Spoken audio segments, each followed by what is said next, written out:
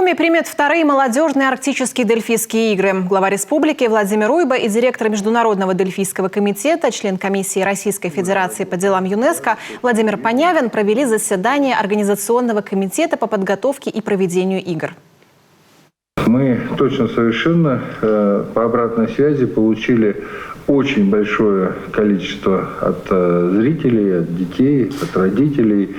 Обратную связь, она была 100% положительная. То есть это был праздник, это было действительно очень красивое и с точки зрения конкурсности, и с точки зрения уровня выступления.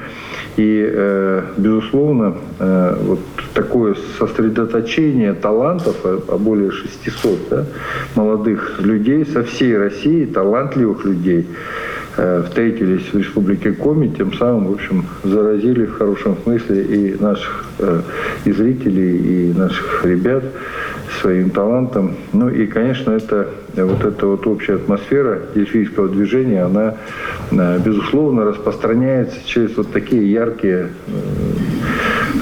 встречи и яркие конкурсы. Владимир Уйба выразил благодарность Национальному дельфийскому совету России за поддержку инициативы о проведении в Коми вторых молодежных арктических дельфийских игр. Республика, как он отметил, должна повторить успех и даже взять планку выше, чтобы игры запомнились всем такими же яркими и незабываемыми впечатлениями, как год назад первые. То, что игры первые удались, действительно мы по своей линии тоже получили много положительных откликов. И это очень приятно, потому что это был сделан совместный наш проект. И когда мы начинали, много раз про блины говорили, то есть первый блин не комом. И самое главное, что в дельфийских играх зародилось ряд традиций, которые уже будут, будут применяться, и все будут говорить об этом, что это в Республике Коми было впервые, и это дальше будет продолжаться.